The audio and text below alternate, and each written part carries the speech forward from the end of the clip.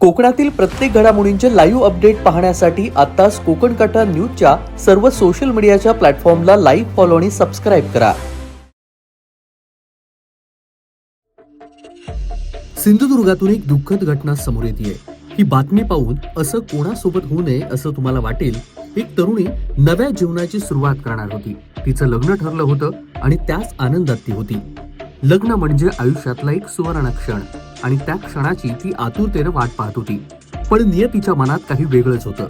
लग्नाची पत्रिका द्यायला जात असताना तरुणीचा भीषण अपघात झाला आणि त्यामध्येच तिचा दुर्दैवी मृत्यू झाला. सर्व स्वप्न क्षणामध्येच हवेत विरले. सर्व काही संपलं. तिच्या कुटुंबावर दुःखाचा डोंगर कोसळला.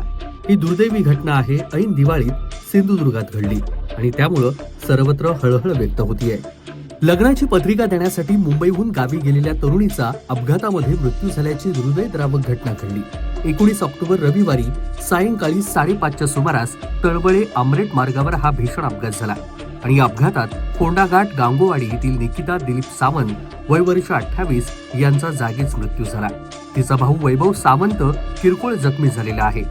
तळवडेमधील पूर्ण प्राथमिक शाळा तळवडेच्या बरोबर समोर हा अपघात झालाय आणि तळवडे आमरड मार्गावर तळवडे बौद्धवाडी येथील स्थानिकांनी दिलेल्या माहितीनुसार हा रोड धोकादायक आहे आणि पावसाळ्यात रोडवर पाण्यानं वाहून आलेले बारीक बारीक मातीचे खडे असल्यामुळं मोटारसायकल वेगात असल्यामुळं मोटारसायकल स्लिप झाली आणि सायंकाळी 5:30च्या सुमारास हा अपघात झाला.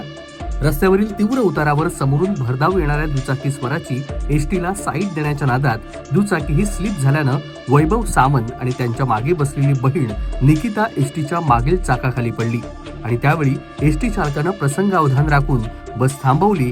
मात्र तिच्या डोक्याला गंभीर दुखापत होऊन एसटीचं चाक तिच्या कमरेला घासलं गेलं. दुचाकीस्वार रस्त्यालगत पडल्यानं तोही जखमी झाला. एसटी चालकानं बसमधून अपघातग्रस्तांना आंबरड येथील प्राथमिक आरोग्य केंद्रात दाखल केलं.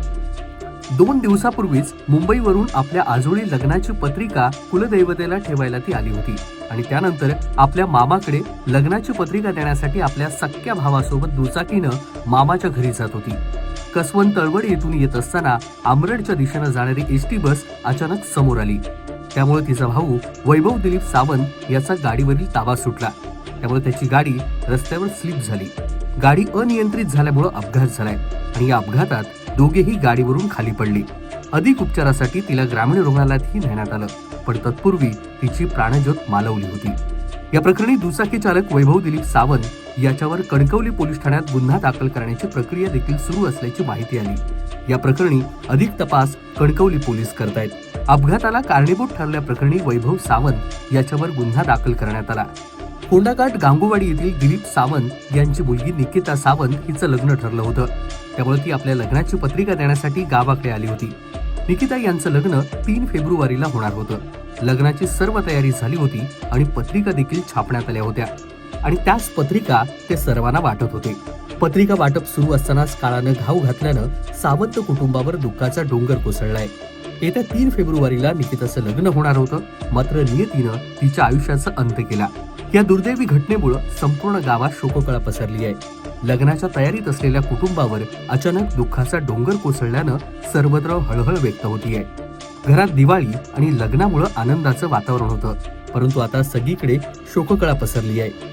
दिवाळीसारख्या सणाच्या दिवशी घडलेली ही दुर्घटना केवळ सावंत कुटुंबासाठीच नव्हे तर संपूर्ण फोंडाघाट परिसरासाठी शोकांतिकेची ठरली आहे.